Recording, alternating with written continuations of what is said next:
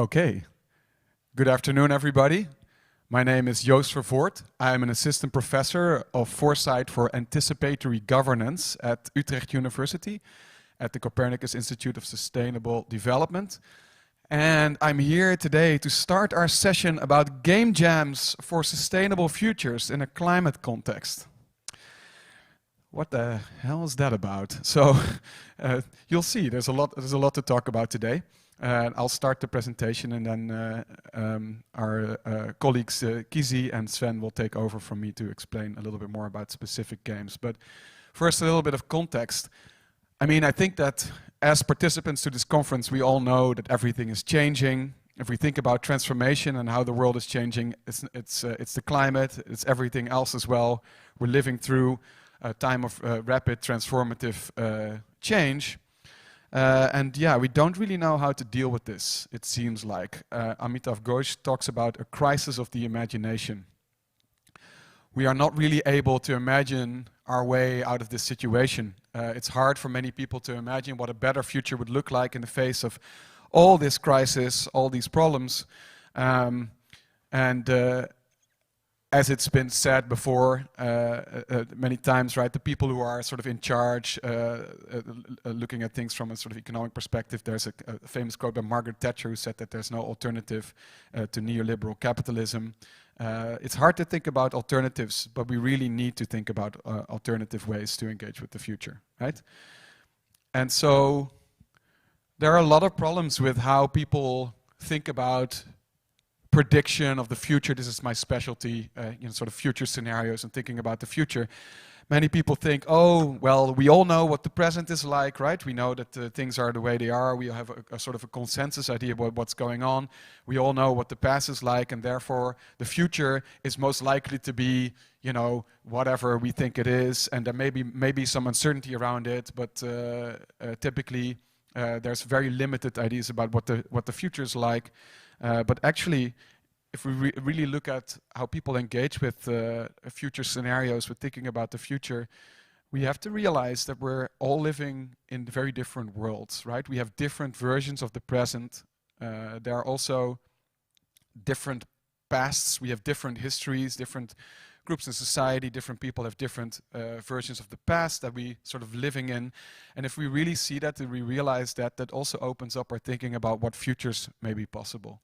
Right? Because from these different present-day worlds, from these different histories, also different futures may unfold.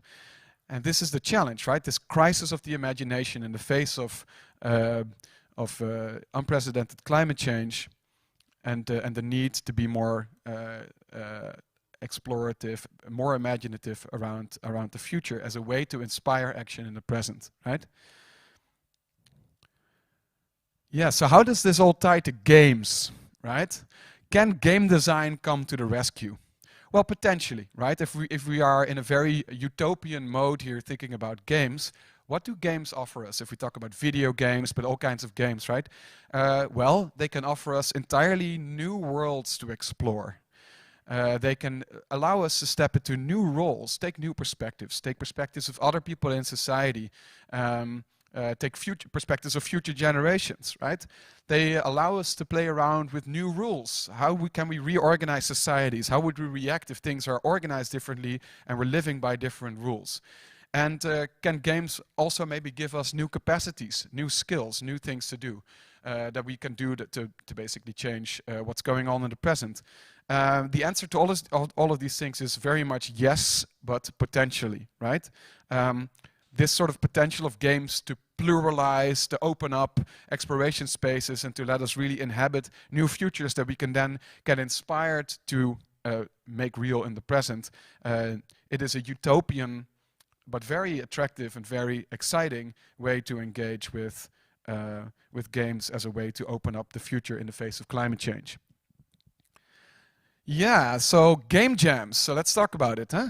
So a game jam is a perfect way to do this because what a game jam typically is, it's a format, a sort of interactive format in which people who are either studying or are professionals in game design and sort of associated disciplines necessary for game development come together to create in a week or in a few days prototypes of games, often around a theme.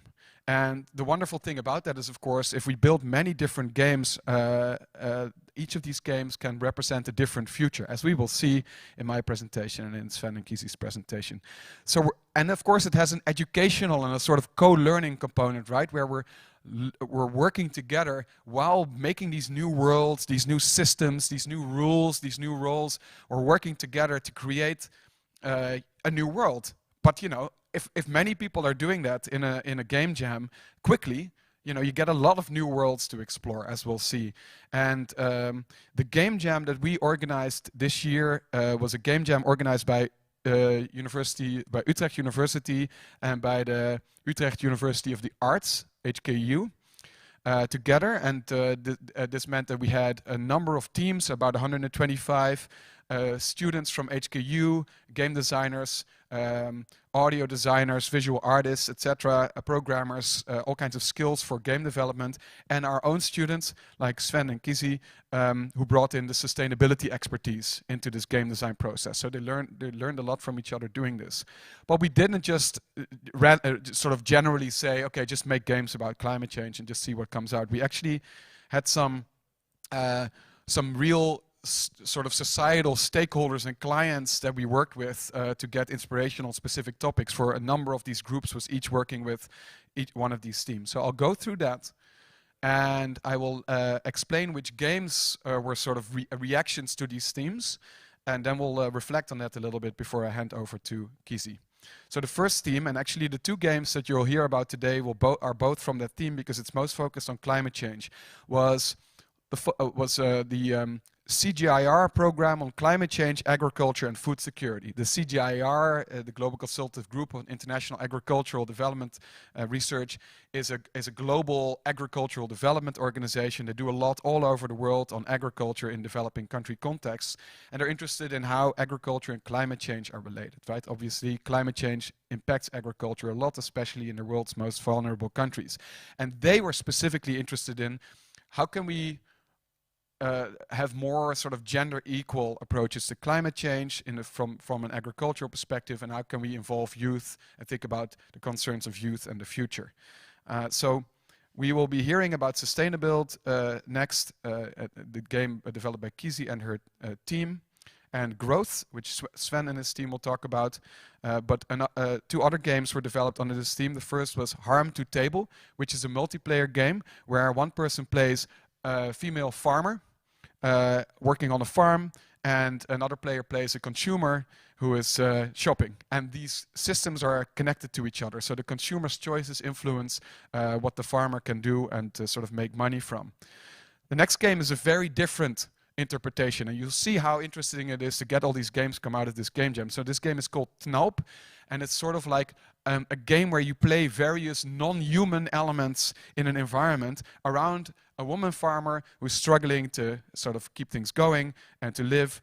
And you're a bee and you're a plant, and you even become at some point later on like a policy document, and all these sort of elements you can work together around the life of this woman to make her life better.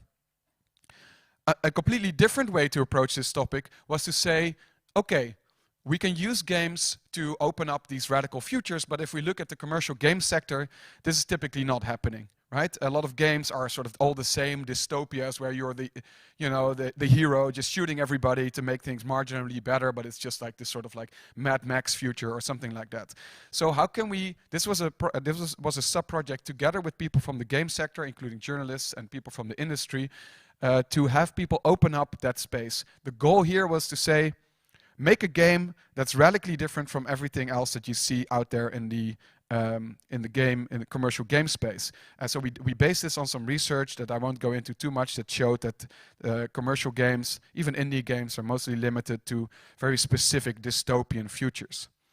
So the first game that came out of this was called Alba, and the goal of the group that made this game was to make a sort of utopian scenario, but with a lot of fragility. So it's about a desert sort of region in a long-term future. Climate change has hit so badly that people are living in domes during the day, but the game is about an artist who's traveling around to sell his art, and also sort of engaged in collecting art. So the idea is that this is a rich, culturally rich sort of culture, but still they have to be very careful about all kinds of things that are dangerous in society. And what's interesting is that this game was developed just before COVID. And it's that idea that we can still try it. I mean, look at us today, right? We're here engaging with the culture and sort of thinking about climate change, but we have to be very careful about everything we're doing because of COVID. So the game is very similar to that, except it's about climate change. And a very interesting story. Then the next game is called Welcome Dome. And this is a game where people are living in domes, but for a different reason. It's because they want the rest of the planet to rewild and turn into a global wilderness again. And at one point you leave that dome, and it's a virtual reality experience. You leave that dome, and the idea of this prototype is then that you are very used to sort of ordered life in this dome, and you go out and it's this wilderness again, and this sort of like sort of radical encounter with the outside world and wilderness. The next game is called Bobotanic Friends, and this is a game which is all about how would laws change if we would really have laws for and sort of interaction forms for living with multiple species rather than just humans. And then the next game in this space, the final one, is called Fair Salon, which is a really fun idea. It's a virtual reality hairdresser game where you're having conversations with your clients, and through the conversations with your clients you're learning about this weirdly conformist world where a lot of climate change problems are there, and by the hairstyles that you're applying to them, they're making political statements. The next theme that we worked with is the role of science in society, and this was with the Ethics Institute. One of the games, a really interesting game here, is called Symfluencer. It's basically a mobile phone game where you're an influencer and you're spreading all kinds of news to get followers. And you can choose to spread fake news, to spread sort of good science news, happy fake news, bad fake news, good science news, bad science news. And there's all these interactions going on, which is really fascinating. The next game is called Elysium, and this is a society where it's a lot about sort of managing the notion of truth at a societal level. Planet Echo is a game where you travel to different planets, where people all on that planet all believe the same thing. It's based on the idea of echo chambers, that people are living in their own bubbles, you know, sort of communities and different political interests are living in their own bubbles. So the planet that they developed was a planet where everybody is really in love with meat. They only eat meat all the time, and the fact that you don't think that's a good idea for sustainability purposes is really odd to them. So you just explore that. And then the final game in this set is called Body Mod Shop. It's a game about cyber implants and body modification, in which each of the people who come into your shop are basically represents a different utopian or dystopian scenario. And by interacting with these clients and modifying their bodies, it can have a lot of results on the world, and things can happen out there. Sometimes you're dealing with celebrities and etc. Finally, we worked with the Utrecht City Council, and we worked on the Sustainable Development Goals, these 17 UN goals that sort of all integrate interests in sustainability from various different angles. And the games developed here, the first game is called Mestazi. And it's a game where you play a lot of small mini games on your phone where you have to sort of learn about these sustainable development goals one game at a time. A completely different game from this set was called Van de Kaart, which is a tabletop role-playing game where everybody plays different members of a sort of city council, a citizen council with different perspectives, and you come up with real policy proposals for Utrecht. So these proposals can actually be used. So it's sort of like a policy generation game. Next up, there is Sustain with AI highlighted. And so Sustain is a game where you play an artificial intelligence who has been tasked with reaching all the sustainable development goals. And in this game, you can go really far with this. So for instance, the AI, you know, it's sort of humorous because the AI takes things very far. So for instance, if you're really focused on biodiversity growth, you can flood Utrecht and make it like a sort of like natural wetland, but then nobody can live there anymore, right? So it can be very extreme like this. And Then the final game from this set is a game called Sewer Lots, which is a sort of digital board game hybrid that attempted to integrate all the various aspects of sustainability that the Sustainable Development Goals are engaged with, including also social and economic sustainability, through building a sort of multifunctional sewer system. Yeah, so that's a lot of information, a lot of different kinds of games, and the idea is to overwhelm you a little bit, right? To just fill your brain with all these possibilities around games and sort of climate change and sustainability. And of course the question is, what do you do with all of this? Obviously this game jam was primarily designed as an educational exercise for both the game design students and the students who were sort of focused on sustainability. But I want you to start asking yourself a few questions, also when you're listening to Kizzy and Sven. Because these games can play different roles, right? They can be the starting point, the incubation for different things happening in society with them, right? So, for instance, what would happen if these games would be in the mainstream, right? If this is the kind of game that we would be playing as part of a sort of mainstream game culture. What would happen if these games would be part of educational programs? And then finally, just think about it and ask us questions or come up with things, right, in a discussion. What would these games be like, or what would the world be like if these things would be used in policy debates? And to help you a little bit with that, just my final slide here is that the way that we think about all these different roles is that we can think about there's a whole world out there of people who build games that are really applied. There are simulations. They can be used to really think about complex sustainability problems. On the other hand, you have that commercial game space. And the two links between them in a way, or there are many more links to be made, but one of them is through capacities and something we call futures literacy. Futures literacy is the ability of people to engage critically with ideas about the future, with the creation of new futures, things that they see in the media, etc. That's futures literacy, a capacity, right? Something we can learn people, we can teach people. Classic mistake. And then on the other hand, there's social and political capital. So there's a lot of stuff happening around games politically now as well. I mean, last week we saw AOC and Ilhan Omar playing Among Us online, you know, with people, etc. There's all kinds of sort of subcultures around games that are also influencing politics, however indirectly, right? So there's a link there as well between these worlds of using games for very specific purposes and more commercial games. And the commercial games can, of course, open up the societal imagination. All the games, it's also I think in the session description, but all the games can be found on the itch.io of the game jam that we did, and you can also always send me an email. I'm handing over to Kizzy. Kizzy will be talking about their game and their project, which turned out to be quite sort of have quite a tale and a new story to it. So over to you, Kizzy.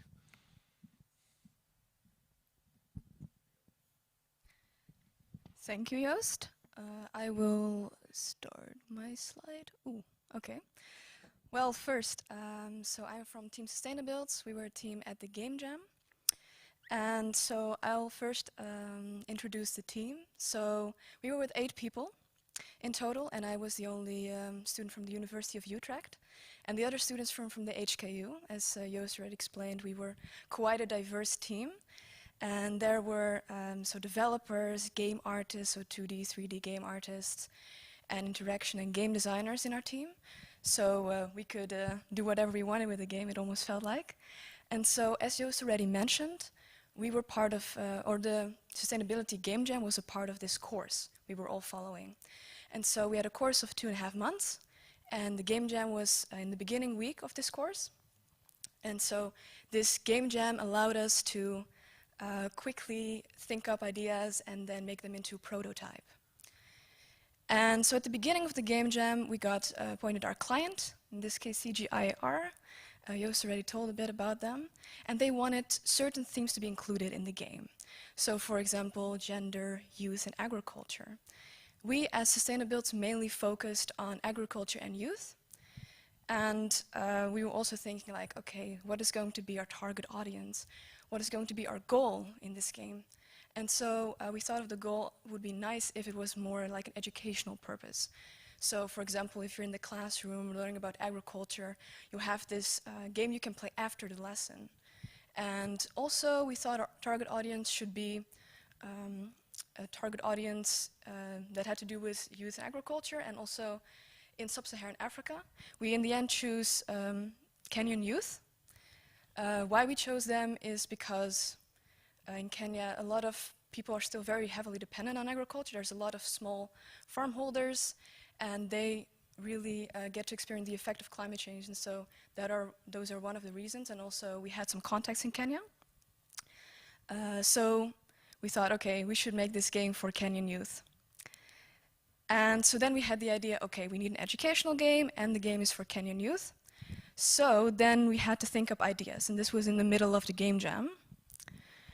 And we had different ideas. We had an app that people could use to scan their environment, or an installation. But in the end, one of our interaction designers, Noah, came up with this incredible idea to just play with Legos. And we're like, that's actually a really cool idea, to make your own world with Legos. And so we ended up choosing for a board game. And then I will explain a bit more about how the game works. So you can imagine yourself sitting at a table, like with the 5 or the 4 of you, and then you have this board, and there are different pieces. Like first we played with Legos, but then we made our own pieces. And these pieces can be water, or these pieces can be forest, or roads. And then as the 5 players, for example, you build your own community, so you build your own world. And then you also have a game master, and this game master will lead the team through scenarios. And these scenarios can be, for example, drought or flood. And so the team has to discuss what's going on, and also the game master can remove pieces from the board, so the board changes. And the game master can also add things to the board. So I will show you a little animation that Miranda, our game artist, made, which shows how the board looks like. So for example, what I said, there are water pieces that you can see here, they form a river.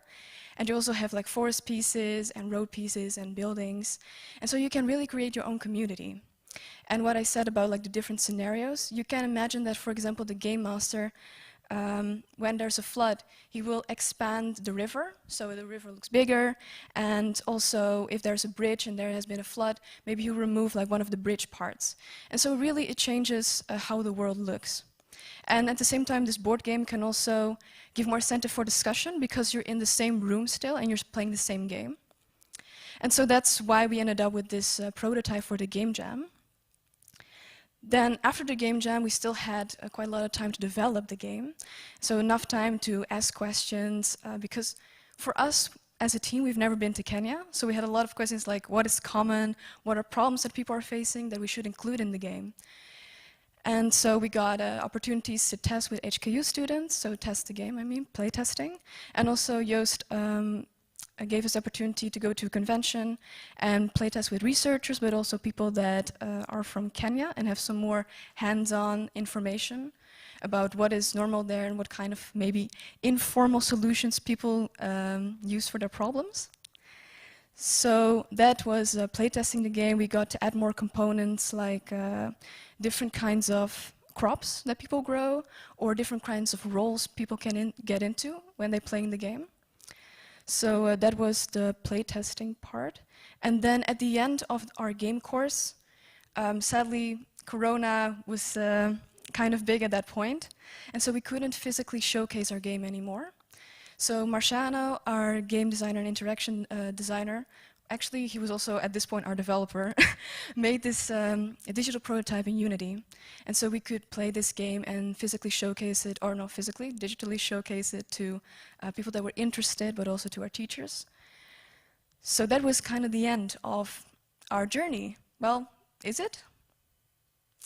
Well, not really, because somewhere in the game jam and also after, we got in contact with a lot of people because, as I said before, for us it was kind of difficult to imagine life in Kenya because we've never been there before. So we asked a lot of questions, asked if something is normal, if it's not normal. So we got into contact with someone from Elysium, a research institute under CGIAR, and we got in contact with Laura. Laura is a researcher at Elysium. And she answered our questions, and at the same time she said like, hey, we were actually looking for games. And maybe you can present your game and we can talk about it. And so, of course, we were like, we will present this game to you, and we did. We presented it to Laura and Renee, her colleague. And then afterwards, we started like brainstorming about different ideas for the game. And yeah, it was like a new world opened to us, and we're very glad that they gave us ideas. And in the end, we could kind of combine it with school. So for the HKU students, they could use it for points. Because what we did was we got to collaborate with them to develop the game further. So at this point, our 8-member team transformed into a 3-member team because some people couldn't fit it into their schedules.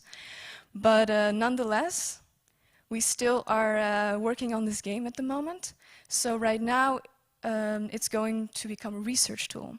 So as I said before, we wanted to make some kind of module or some kind of tool for the classroom. But now it's going to be a research tool. So the game has to change a bit, or design has to change a bit. So it has to invoke discussion. Because what Ilri wants is data on youth. And so you need the players to discuss with each other their own problems, but also, how you say, explain their own situation, get them to explain their own situation. So yeah, we're currently working on that, trying new components to see what will help people explain their day-to-day life and their current situation. And we keep main concepts from the game jam into the game we're working on right now. So for example, building your world, building your community, because that is a way that people can also, or it can help people describe their living conditions or what they're dealing with. So, well, we come at the end, actually, of my presentation. But as you can see, we started with this prototype of building your world with Legos, and then we made it into pieces, and we started to build our own board game. And now we're actually working on a research tool, which is really cool, and we got to collaborate with this research institute. So if you're curious about a process, and we're still working on this for the next 5 months, you can check out our Instagram or Twitter or Facebook. We have socials now, so I'm just gonna put it here. And yeah, that was my story. And now over to Sven. Thank you. Hello, everyone. I think everyone can hear me. So indeed, I'm Sven. I am the representative of the team Growth, and can I show my slides? Yes, thank you very much.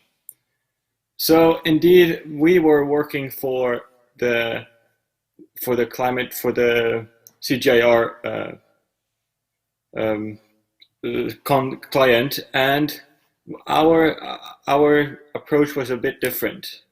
As you will see, like as you already mentioned as well, there's been a lot of different approaches to the same topic, actually, and our approach was to really dig into the empathy of people and to really start communicating on a personal level, to tell a story about people there, because we wanted to do that because our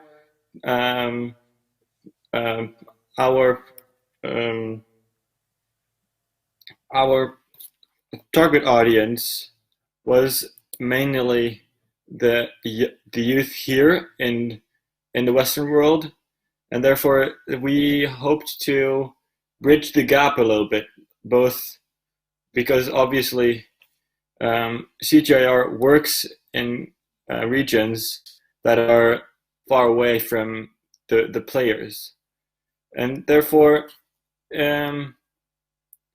we wanted to really show that empathy, and we decided to focus on a couple of things.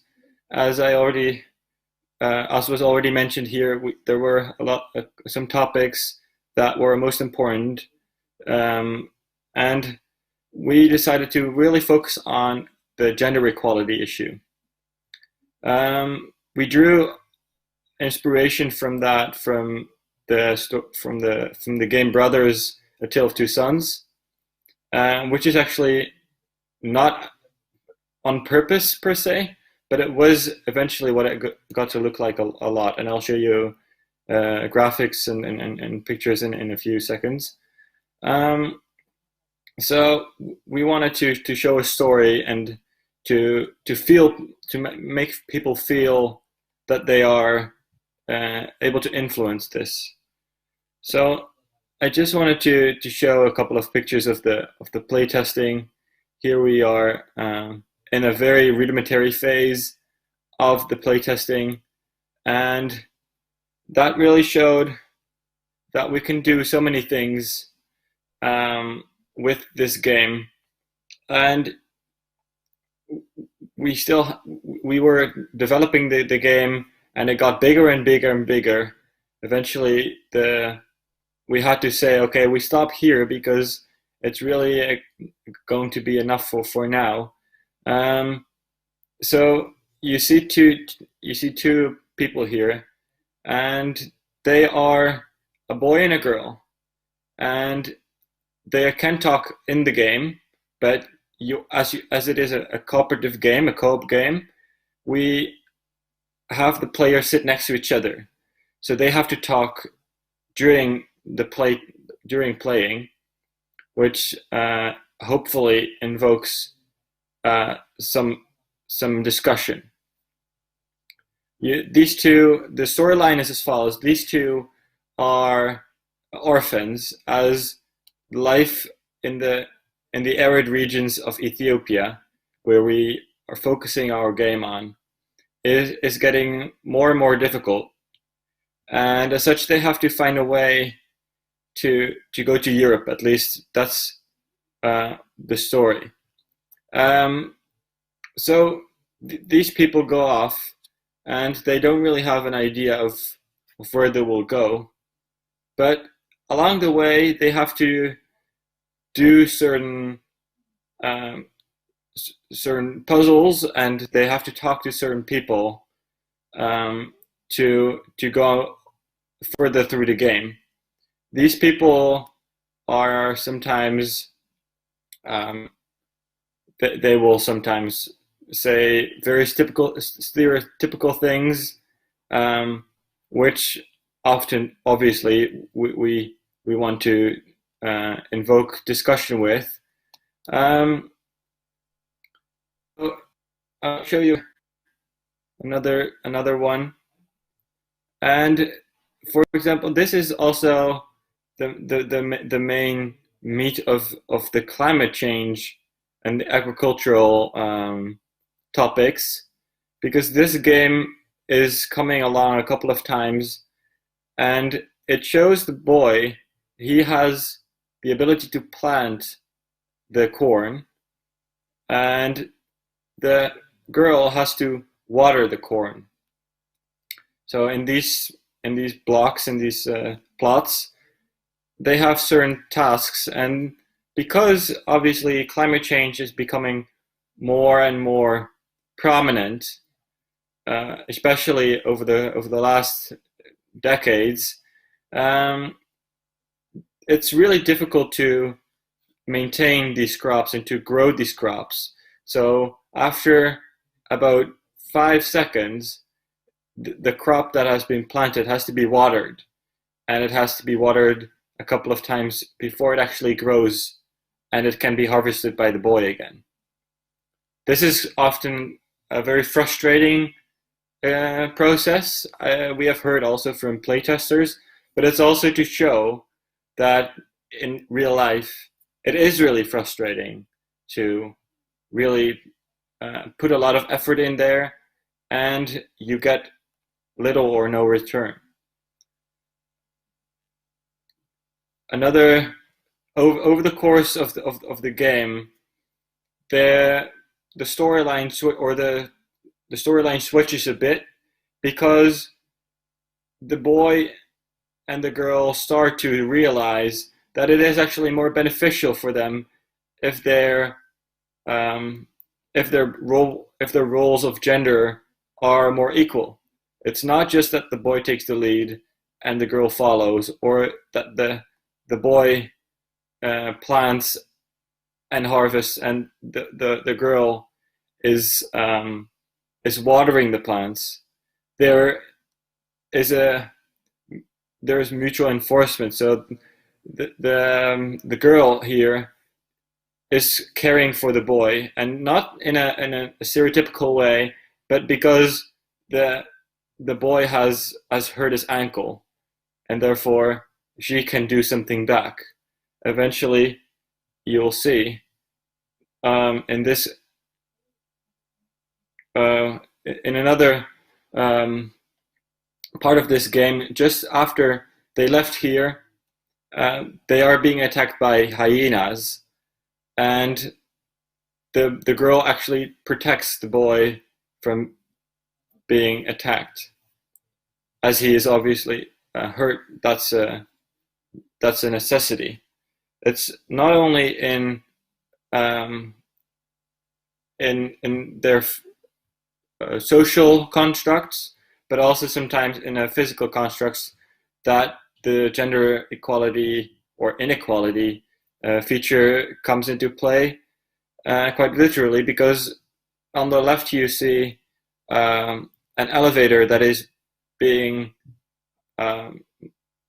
used or being handled by the boy, as he is more strong. Well, on the right you see there is a puzzle where the girl is actually taking the lead, as she is a little bit smaller and she can move in between rocks to solve the puzzle. So I wanted to draw upon a small thing. We have tried in this game to make things as realistic as possible. Often that's not really that's really too ambitious, because as our game is situated mostly in Ethiopia, they will travel from the regions of afar in the northeastern region of Ethiopia to the Ethiopian highlands, to Sudan, and eventually to the Mediterranean Sea. That is the eventual story. However, because societal differences and cultural differences within Ethiopia, they speak over 80 languages, for example. They have each tribe has a different way of living. It's not really possible, so we had to construct it and make that a little bit more simple. But we try to adhere to the most natural and most realistic forms here. Obviously, in the way that the game is being designed, it is it's not an actual real scenario, or it looks somewhat animated. So what this game really tries to do here is, by showing you this, by going through these puzzles and progressing over time, that actually the gender equality is being reduced, and therefore there is a message to both the people there of how society could be, as well as to actually the people here, as in the West, as to be more empathetic to refugees, or to climate refugees. They are, after all, leaving their countries not because they are so eager to leave.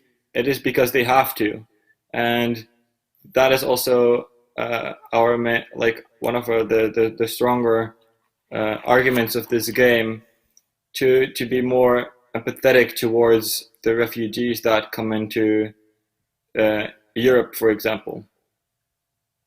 I don't know exactly how much time I will have left, but I will just keep it at that. Also, in the QR code here is linked to our page on itch.io, and I think we can go to the round of questions now. Thank you.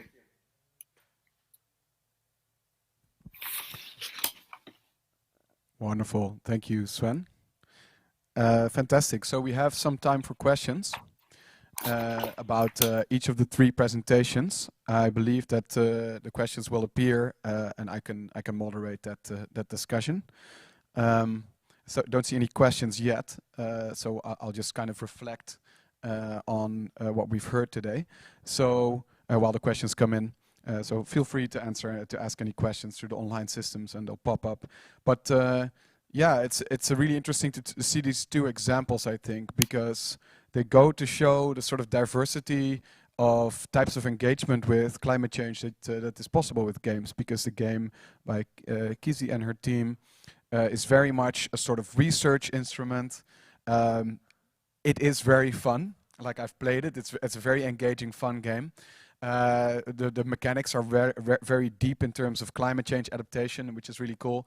But at the same time, it's a research instrument, and it's very applied, right? It's all the way on the applied, super applied side of games. And the game that Sven and his team have developed is much more meant to be a kind of a commercial game, right? I mean, it is quite inspired by that game Brothers: A Tale of Two Sons, which was a very popular indie title. That mechanic is incredibly fun. That game growth is it's very extensive as a prototype, so I really recommend that you play it. There's a lot going on in that world, and it's much more meant to be a sort of commercially viable game in a very different way. So it's a really great sort of contrast of perspectives there.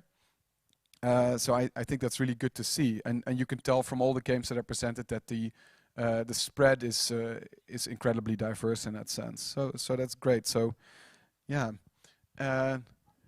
maybe I'll just start asking you guys questions in the absence of any audience questions while people are thinking about what to ask. Kizzy, what do you think was the hardest thing about working with the International Livestock Research Institute about building a climate change game? What was the most difficult thing? What was the most difficult? Does my mic work? Yes. Okay, yeah. So probably the communication was one of the most difficult parts, because you have these researchers that, although they're very interested in the game, are not game designers themselves. So for them to look at the components of the game and think about how to use it in research is sometimes a bit difficult. Yeah. But working together, we can communicate with each other, and we're learning every time when we have a meeting more and more that we need to be quite clear about our intentions, about what these components of the game should actually produce as a result in the research. And but the communication was in the beginning the most difficult part, definitely. Yeah, that's a familiar problem. Right, and it's really interesting because this is why we need people who are sort of game literate, I think, in professional context as well. Yeah, so I think that's something that just has to develop. I mean, I think that, for instance, the ILRI team, now that they have this experience building this game with you, next time, you know, they're also, everybody's learning, basically, right? So that's great. So I do have some questions now coming up. So I'll ask them to both, to all of us, I guess, so we can all answer. So Jackie asks, since this game jam has involved amateur creators and multidisciplinary teams is introduced, have you ever encountered any difficulties or interesting things in this process? Yeah, so that interdisciplinarity. I'll ask Sven first. Sven, I hope you can hear me. What Yes, was the for most sure, I can difficult? hear you. Good, great. What's the most difficult thing about the interdisciplinarity aspect? So sort of that you encountered working with your team. Well, I think it was really interesting dynamic that we experienced because in the game jam you're being like um, you're like communicating with them on a very intensive basis. Like a week long is quite intense, and then I have no knowledge on how to create games, and they have no knowledge about sustainability. So it's Yeah. really interesting to see that dynamic of how do you communicate that to each other, and then how to merge that into a game that represents both. So I think that was a really interesting thing to learn about as well, because I think actually one of uh, the key aspects is actually um, how to work in an interdisciplinary team of that scale is really interesting. Yeah, thanks, Sven. And what about you, Kizzy? Interdisciplinarity. Well, it was really, I would say, interesting what Sven also has said to see all these like different fields come together. And what we did in the beginning was we did have some discussion, and there was some difficulty with seeing what is our respective jobs, maybe. Although, of course, you have different specialities, so everybody kind of knows their place. But at the same time, you need to come together to form an idea. So in the beginning, that was pretty difficult. But after a while, we came together on just the idea. We saw that there were some really cool ideas, and we were all familiar with games, so we could find ourselves in that similar point. But the multidisciplinarity was very, how you say, interesting also for us, like me and Sven, to see as, well, Sven is a global sustainability student, I'm a biology student, so to really see what they are doing is very interesting. Yeah, thanks, Kizzy. So I'll just there are lots of questions appearing. My mic is okay. I'll just continue. Mic just died, but I'll keep going. I'll talk loudly. The next question comes from Laura or Laura. I don't know which language this question comes from, but in his presentation, Joost mentioned about the potential of games to be used in policy debates. In what way could games be applied to draft new policies and help the politicians mitigate the already dire climate crisis, draft relevant and efficient policies, and maybe even start building an alternative way for us all to co-live on planet Earth? I love that question, Laura, because I'm very interested in games that are very close to the policy space. Essentially, one of the ways that you could think about games is as sort of experimental policy making. You can develop rules, set new regulations, develop incentives, etc., and just experiment with them in a game space to see if they work or not. How do people react? If you have different roles, if you have people who are consciously trying to break the rules of the game, right? I mean, this happens all the time, right? Policymakers set policies, develop regulations, etc., develop incentives and all kinds of policy instruments, and people of course try to find a way to benefit themselves or do something with it which is ideologically in their direction or whatever. It doesn't have to be necessarily a cynical sort of use of this, but the answer is it's totally possible. There's a lot of possibilities there. One of the things that I would say is that you want to have flexibility and you want to co-design, I think, your games for this purpose with policymakers, so that you are in a process, and I have a project where we're working on this, where you can experiment with different ways that these sort of policy games are set up. You can come up with new policy proposals, new ways of interacting, and in that way really experiment. Keep it open and keep it very close to real policy concerns. Yeah, so I'll keep moving. We have a few more questions. And then Noor asks, before starting the game design for each of your individual games, were there other interactive forms of engagements you considered for interacting and spreading awareness? I'll answer that question quickly and then I'll go to you guys. Actually, there's a lot of different ways to engage with sort of thinking about futures in a sort of multiplayer, multi-participant way. There's all kinds of scenario work that you can do, all kinds of ways to build different futures, and actually in many cases playing games as a complement or as a sort of partner activity to some of these other forms of developing ideas about the future is very valuable. What makes games specifically powerful is that focus on roles, the focus on rule setting, the focus on interactivity, multiplayer world experience, I would say. So that's my answer. Is there anything, Kizzy, you want to add to sort of what you found was particularly useful about engaging with games for this topic? And I'll ask you as well, Sven.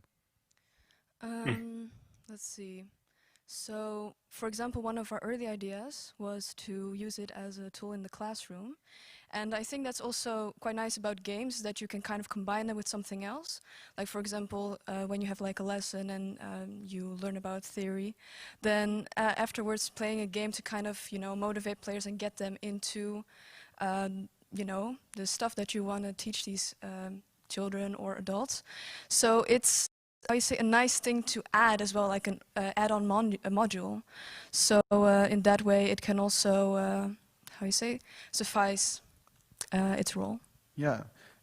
Sven, I'm going to ask you that same question as well. So what was specific about the sort of game format for you that you found interesting when engaging with these sort of questions? Well, games in general, I think, are amazing opportunities for engagement. As also, I think you mentioned once in class that the game sector is actually bigger than the cinema industry, for example, and that potential, to exploit that potential is really great to actually see. And as I said, like, the engagement is a lot larger with other ways of communication. It's much more active, and I have probably never heard anyone who doesn't like to play games, whereas maybe you're not a lot into cinema, for example. Yeah. For our specific game, I don't really know how to answer that. There's so many things that come into play when designing such a game. It was just a way of our team to express our ideas.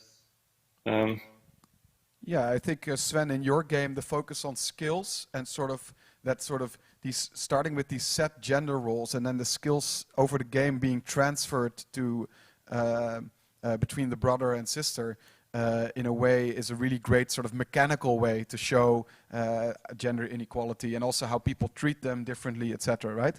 And that actually relates to maybe you can say something quickly about that, because Camille asks. When you worked with the different gender stereotypes in society, Sven, did you want to point people in a certain direction, or were you just sort of there to raise questions with the sort of different sort of controversial gender sort of dynamics in the game? Yeah, good question, because that is a significant difference, of course.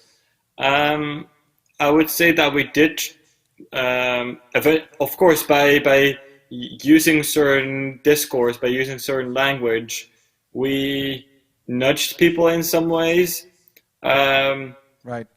So yeah, I would say that we did try to influence people in that way. It was also a perspective of how different that culture could be. Obviously, we've never been. We have to ask people that are from Ethiopia to explain their situation, and we have drawn onto literature to really substantiate that. But wonderful. Yes. Yeah, the cultural sensitivity of your game is, of course, very difficult. A difficult challenge. It's a question for me that I'll quickly try to answer from Noor. How do you see this experimentation in-game policy making transfer to the political field in reality. Maybe you guys have something to say about this as well. Couldn't you argue that the generation that yields most power in politics is less likely to engage with digital games? I think this is an incredibly interesting question. For one, the games don't have to be digital. So they could be, thanks, they could be board games or live games as Kizzy has shown. Secondly, I would say that actually this is changing. So if you look at, I don't know if many of you have seen, but Alexandria Ocasio-Cortez and Ilhan Omar both were involved in the streaming of Among Us, and they are sort of using their game literacy to engage with voters, right? So one of the things that I'm interested in is this new generation of politicians. You know, people are getting older, right? And at some point we have a generation who did grow up with games, which is quite interesting. I'm 37 myself, and I think that many people my age, you know, if they're in politics, they have a history of games as well. But beyond that, it's possible to play games without any digital game literacy at all. It is a difficult. I mean, it's a very interesting question. I don't think it's necessarily that difficult. But the goal is to really, or the sort of I guess the guidance would be to really bring games around policy questions very close to the policy space. Sometimes people don't like the word games. When you talk to them about games and policy, they immediately think it's nonsense, and then you just call it a simulation, and then it's serious again. Anything you guys want to add? Yeah, what just said, it doesn't have to be, how you say, like for example, for our game, we have like a board game, and I think that really entices creativity, and creativity is not only for the youth, but also for maybe the older generation to really get in touch with, you know, playing with your world and seeing what comes out of it. And so and also what Joost just also said, the new generation is coming up, and also, for example, in Africa, there are, yeah, I think more than 50% is youth at the moment, and they will at some point get into politics, or they will at some point, yeah, have a say in policy making. So definitely games could be useful in that way. Yeah, and in the East African context, for instance, a lot of people play mobile games. You know, it's more a mobile phone situation than a computer situation. But yeah. So one final question, we have a little bit of time. How do you see the effectiveness or helpfulness of games in changing people's awareness about sustainability? So there is a lot of different ways in which you can analyze this. You could think about people learning new skills, getting new knowledge, learning new perspectives, but also to me, it's not just about awareness raising, right? It's really interesting to have games like as research tools or as ways to come up with policy proposals. As one of the games Van de Kaart that I mentioned, that is a game where people come up with new policy solutions for the city of Utrecht. I think we can be much more ambitious than just think about games as a way to raise awareness. They can be really a way to sort of like play with our rules and our worlds and come up with better ways to live, and then start really doing them. And the more we can find ways to integrate gameplay and have a playful relationship to life, I think there's a lot of possibilities there. Yeah, so I think we're close to the end of the session. Thanks, Kizzy and Sven, for your presentations and your hard work on these games. It's really wonderful to see. It's a real joy to work on this stuff. Anybody in the audience who would like to get in touch with us, just let us know. We can also put you in touch with people from the other teams that I presented. All the games are on itch.io in some form, so you can check them out. There's more material there. So yeah, the world of games is endless, but there's much to explore, and it's still baby steps at the moment. Thank you very much. Thank you. Bye. Thank you.